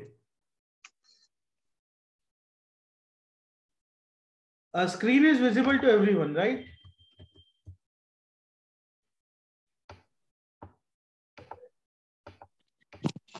Yes, Ayush sir. चलिए, so we all agree that अगर हमें टैक्स ऑडिट करना है under income tax act, so we have to do it under 44 AB,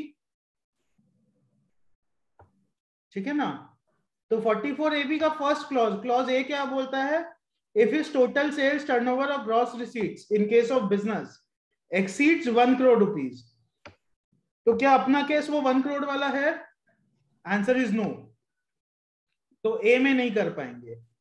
अब आते हैं बी टॉक्स अबाउट प्रोफेशन, तो अपने लिए वो वैसे भी नहीं है, तो अपने नहीं कर पाएंगे। Now we come to C. C talks about business, but about 44 AE, 44 BB, 44 BBB. अपना वो either which ways नहीं है, अपना 44 AD वाला मैटर है, तो अपने C में भी नहीं कर पाएंगे. Now we talk about D. D again talks about 44 ADA and profession, so अपने इसमें भी fall नहीं करते हैं. Now we come to E, ठीक है ना, which is the last clause. E talks about carrying on business shall, if the provisions of subsection 4 of 44 AD are applicable. ध्यान दीजिएगा, if the provisions of subsection 4 of 44 AD are applicable.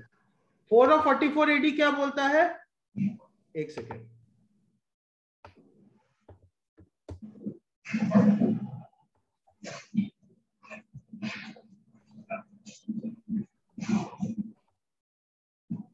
So 4 of 44 AD वो जो अपना थोड़ा सा डरावना वाला था, where an eligible assessee declares profit in any previous year in accordance with the provisions of this section, and he declares profit for any of the 5 assessment years relevant to the previous year succeeding the previous year, not in accordance, he shall not be eligible to claim the benefits of this provision.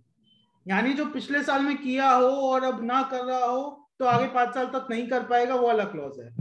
तो अपना तो ये clause भी नहीं है, अपना तो simple इस साल 70 लाख का है और 1 लाख प्रॉफिट है, ठीक है ना.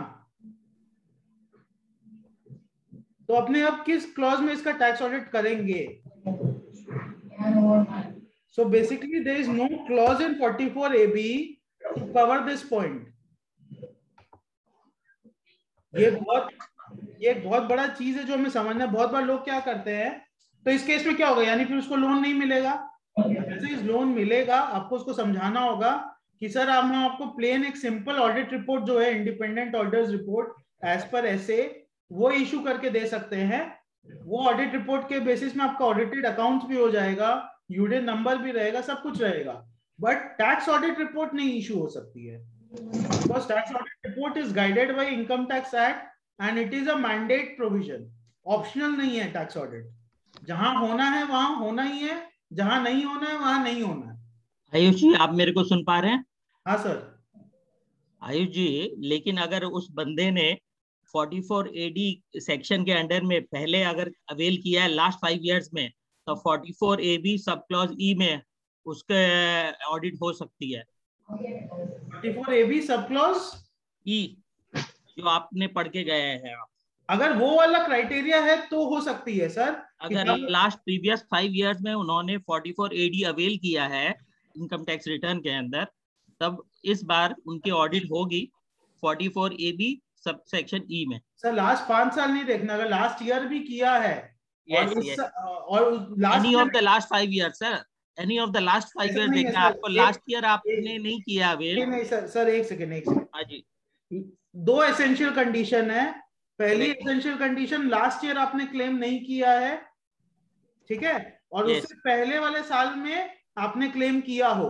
यस, ये 2 कंडीशन. उसके लिए 5 साल में से कोई एक साल नहीं देखना है सर.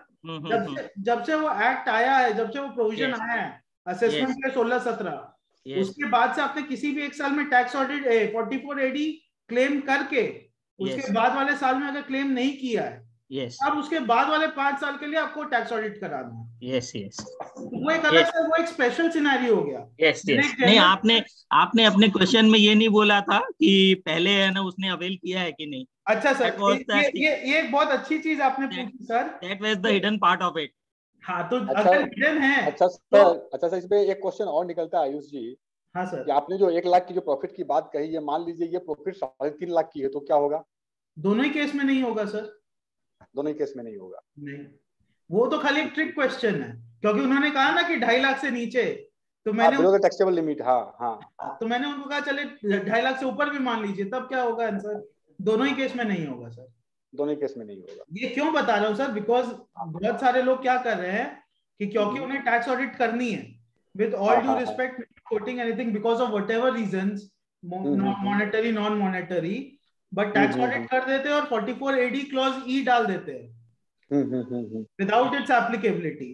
तो ये मान के चलिए सर कि अगर आप 44 AD क्लॉज ई डाल दे रहे हैं, तो अगले 4 साल तक तो आपको मिनिमम उनका टैक्स ऑडिट करना पड़ेगा. फिर तब जब अगले साल में 10 लाख का टर्नओवर में 6 लाख भी प्रॉफिट दिखाना चाहेंगे ना, तब भी आपको टैक्स ऑडिट करना पड़ेगा। अच्छा, तो सर इस केस में 44AD में सर कौन सी ऑडिट आएगी फिर? जैसे 1 करोड़ से नीचे वाली तो ऑडिट होनी नहीं फिर 44AD में? नहीं होगी तो सर। नहीं होगी तो फिर कौन सी 44AD में आएगी सर? कौन सी 44AD में आएगी, मतलब नहीं समझा भैया। 44AD में फिर अपने कौन सी फर्म की ऑडिट लेंगे? जैसे 1 करोड़ से ऊपर तो 44AD में जा ही रही है अपनी। हाँ, बस वही जाएगी सर। 1 करोड़ से 1 करोड़ के नीचे वाला कोई भी केस कवर नहीं होता है। वो कोई भी केस कवर नहीं होगा Until unless वो स्पेशल केस है, वो 44AD, वो जो ई वाला मैंने आपको बताया। हाँ वो क्लियर है, वो क्लियर है। उसके अलावा 1 करोड़ के नीचे वाला कोई भी केस कवर्ड नहीं है बिजनेस का ऑडिट के लिए। Okay, thank you. ठीक है ना, तो ये चीज नोट करिए कि अगर आप भूल से भी क्लाइंट का 44AB क्लॉज ई डाल दे रहे हैं, यानी 44AD सेक्शन 4 एक्टिवेट कर दे रहे हैं, तो अगला 5 साल 4 साल तक आपको मिनिमम उसका टैक्स ऑडिट फिर करना ही पड़ेगा। तब नेक्स्ट ईयर अगर आप उसका टैक्स ऑडिट नहीं करके फिर 44AD लेते हैं, then you are violating the provisions of 44AD clause 4।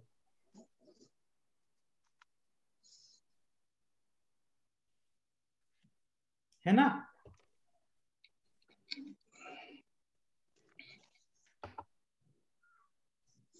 चलिए एक और चीज अपने देखते हैं। Sir there's one query, Ayush ji. हाँ sir. Sir, in case where the turnover is 70 lakhs, so if you are offering showing profit under section 44AD, and 44AD says that either 8% or 6%. No, it is not either 8 or 6. It is 8% for non-cash transactions and 8% for cash receipts and 6% for digital receipts. So if I am offering my income under 44AD, then suppose it is non-cash transaction, cash transactions. In that case, I have to offer 8%. Correct. So that is under 44AD. Right. If I am not offering 8%, right. Suppose I am offering 2%. In my case, it is 1 lakh, no? So it is less than 2%. So let's take it 2%, 1.4 lakh. Even if it is less than 8%, then also you are saying that audit is not attractive. No, because there is no provision in 44AB to get the accounts audited. Okay.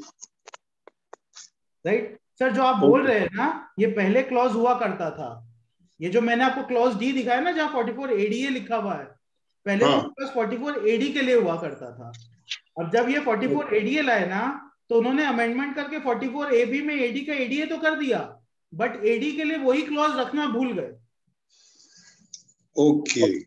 44ADA is mandatory, but 44AD is not mandatory. Correct. ADA में अगर आप 50 लाख, यानी professional के case में 50 लाख से कम का turnover है और 50% से कम का प्रॉफिट दिखाते हैं, तो टैक्स ऑडिट करना होगा। जो पहले अपना AD वाला कंसेप्ट था ना, अब ADA तो लगता है, बट AD के लिए वो क्लॉज नहीं था। क्योंकि वो जो प्रोविजन है 44ADA में सबसेक्शन 4 वो एब्सेंट है 44AD में, तो इसीलिए वो मैंडेटरी कैरेक्टर 44AD में आ नहीं रहा है।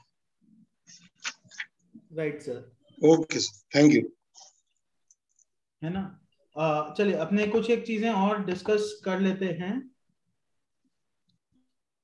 ITRs अपने कौन सा केसेस में नहीं भर सकते हैं?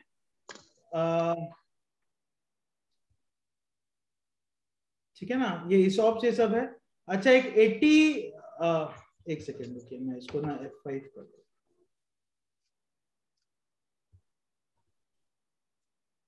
सबको विजिबल है ना?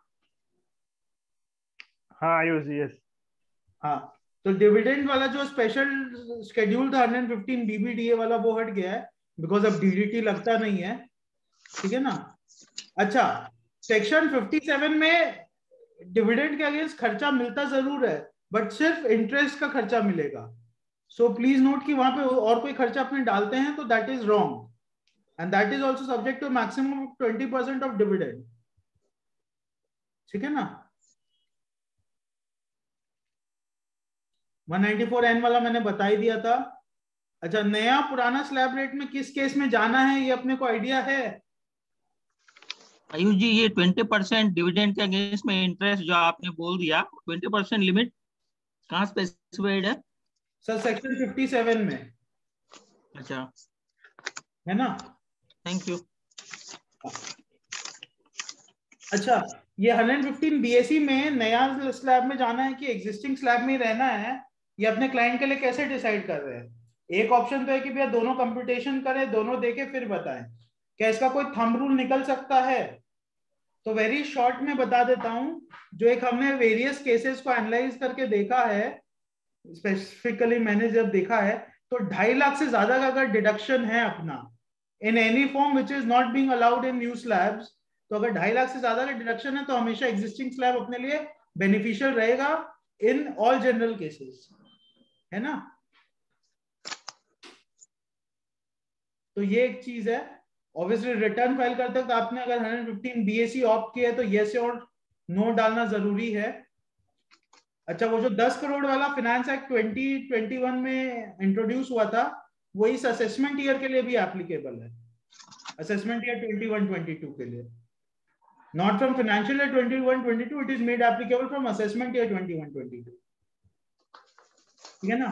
रेसिडेंट, ऑर्डिनरीली रेसिडेंट, ये सब चीज हमने डिस्कस कर लिया है, और ये सब लास्ट ईयर का जो एक रिवीजन वाला चीज है, I am not going into it कि कहां पे आप ITR नहीं कर सकते हैं फाइल। 1 एज आई सेड, 1 इंडिविजुअल्स के लिए सिर्फ, 2 में HUF के लिए फाइल कर सकते हैं। ठीक है ना? B and all, I am not going into it. Again 4 का भी रिस्ट्रिक्शंस वही है जो ITR 1 का रिस्ट्रिक्शंस है। ठीक है ना? अच्छा, लेकिन जैसे 1 इंडिविजुअल्स के लिए था, 4 इंडिविजुअल HUFs और फॉर्म तीनों के लिए जस्ट LLPs इंक्लूडेड नहीं है।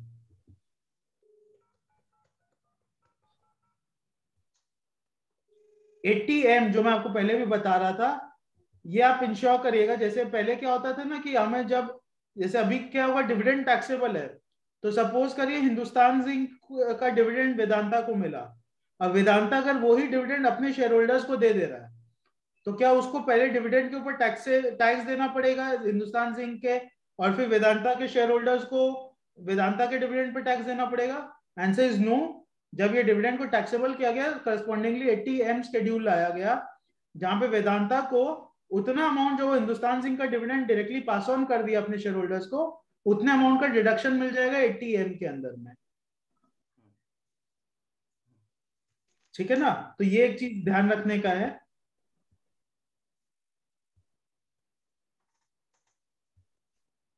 ठीक है? टैक्स ऑडिट का पॉइंट हमने डिस्कस कर लिया कि टर्नओवर वाला जो मैंने एक एग्जांपल दिया आपको, 70 lakh, optional in case of loan requirements. ठीक है ना? So that was a basic recap.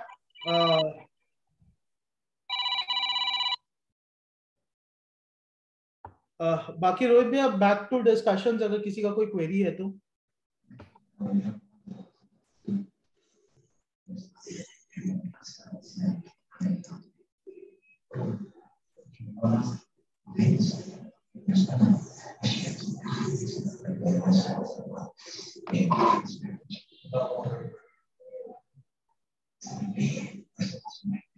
और कोई क्वेरी किसी की?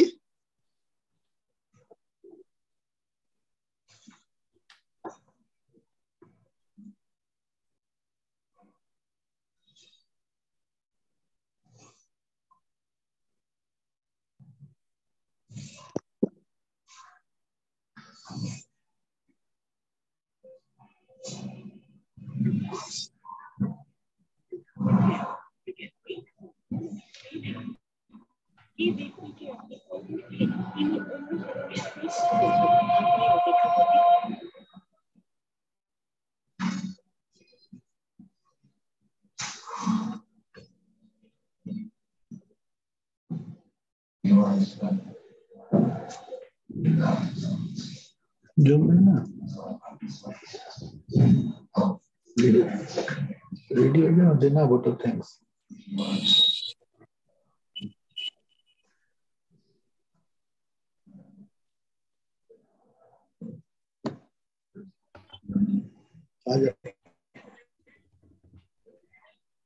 बात करते हैं।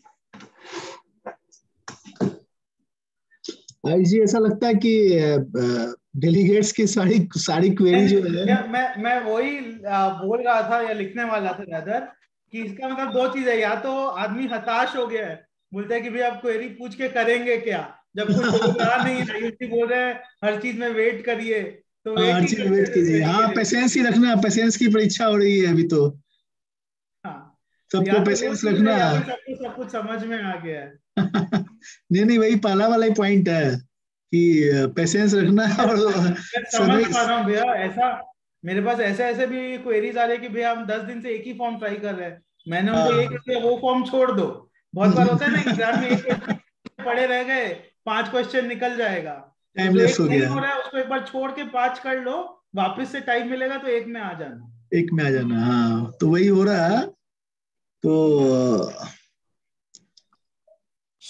आयुष जी, एक रिक्वेस्ट है। हाँ सर। ये आज की सेशन की रिकॉर्डिंग ये मिल सकती है क्या? सर मैं खुद मांगने वाला था बजरंग भैया से। हाँ, मैं इसको शेयर कर दूंगा, 1-2 दिन में ही शेयर कर दूंगा। तो हम लोग अपने ग्रुप में, आप बिपका के मेंबर हो ना? जी जी। हाँ, तो आपको ग्रुप में मिल जाएगी शेयर करके। रोहित, शेयर कर देना इसको। हाँ, टेक केयर। रोहित, अनम्यूट करो। फेसबुक पे भी डाल देंगे भैया, ग्रुप में भी डाल देंगे, है ना? हाँ, बिल्कुल बिल्कुल। प्रवीण जी, मिल जाएगी आपको, don't worry. Thank you sir, thank you sir. Yes yes yes. और किसी की कोई क्वेरी?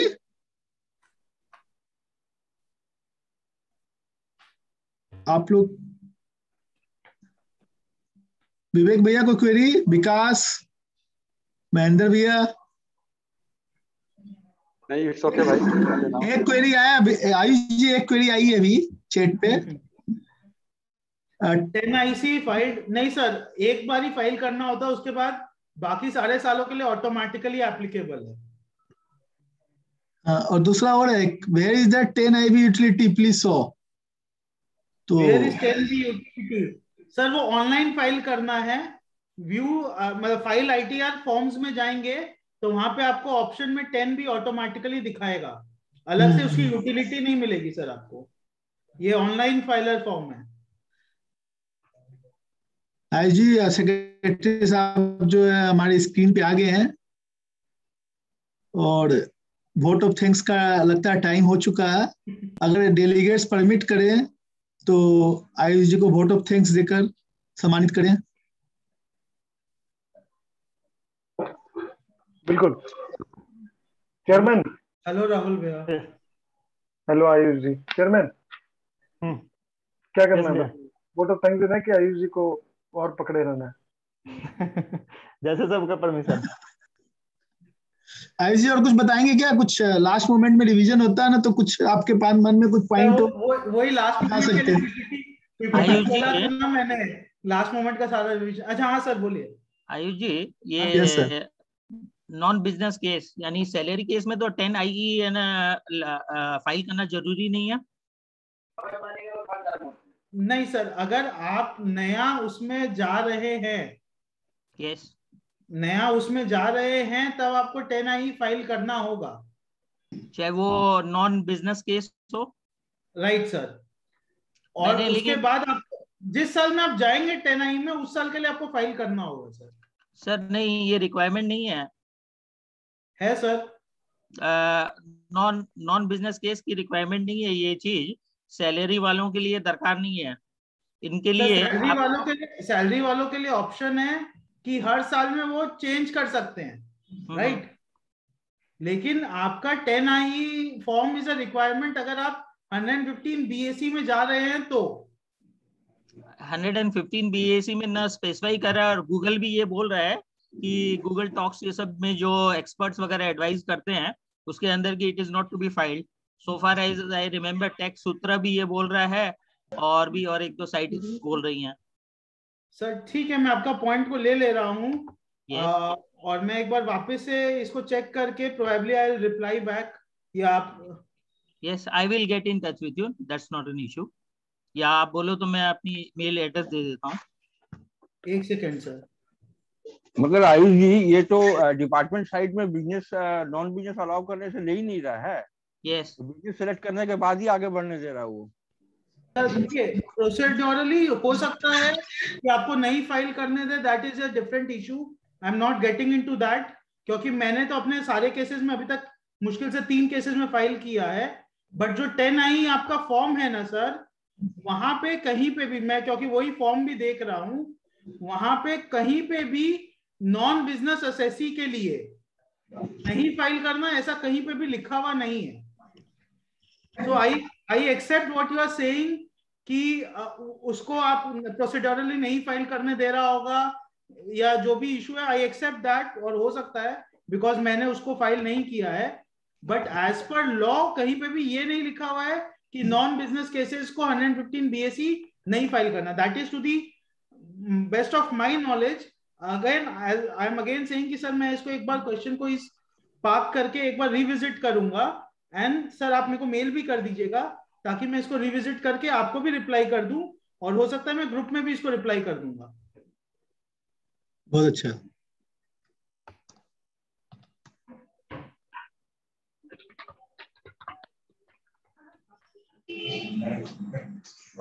ठीक है, तो I will chairman I will start करें. Okay, thank you. अच्छा सर एक सेकंड. आप जैसे बोल रहे थे ना, तो मैं आपको एक जगह का स्क्रीनशॉट दिखा भी देता हूं. तो ये देखिए, स्क्रीन दिख रहा है ना सर? हाँ, यस. सर यहाँ क्या लिखा हुआ है? Individuals having income other than business income. ठीक है सर, क्या लिखा हुआ है? Salaried individual will have to file form 10IE every year for opting new tax regime. Yes. लिखा हुआ है ना सर? हाँ जी. जैसे आपने मेरे को एक लॉ दिखाया, मतलब एक किसी का भी एक डिस्कशन दिखाया, मैंने खाली आपको ये दिखाया. Again I am sticking to my point.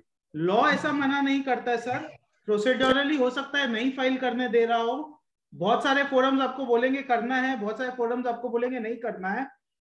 प्रोसीड्यूरली अगर नहीं करने दे रहा तो अपने पास कोई उपाय नहीं, अपने को खाली बिजनेस केसेस के लिए करना है. बट एक बार अपने इसको वापस से चेक करेंगे और इसके ऊपर एक affirmed view as per law जरूर लेंगे, है ना? बिल्कुल है ना, क्योंकि देखिए मैंने आपको इसीलिए लाइव दिखा दिया.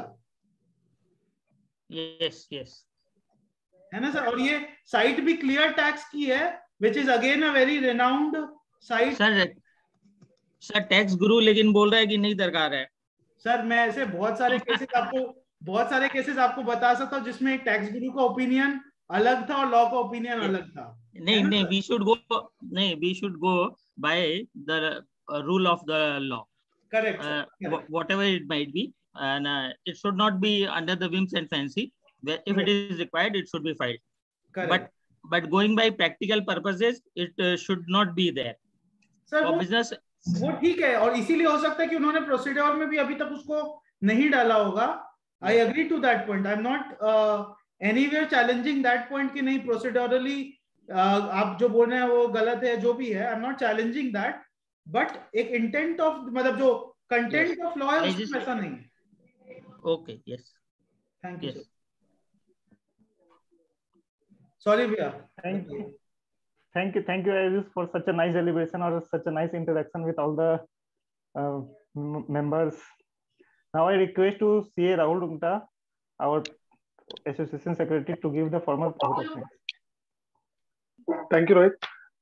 You have already offered a mini formal vote of thanks, so I will continue with that. So Ayush, thank you for taking time out from your schedule and deliberating on this very relevant topic. Session 2 hours long session, and it is about to be over, and yet we have over nearly 50 members who were still with us. So that speaks volumes about the interactive learning which they've had here during this session. I'm sure our members are happy to have attended this session, and they're taking away a lot of knowledge from you. Ayush, you're of course one of our own, so thank you again for spending your evening with us and sharing your knowledge. On behalf of everyone present here, very, very kind regards to you. And on behalf of the association, I also thank all the members who were able to attend today's seminar and or a group discussion, and make it a success. Thank you. Thank you, Bhaiya. Thank you, Ayush. Thank you, Bhaiya. Thank you. Now we close the session. Thank you very much.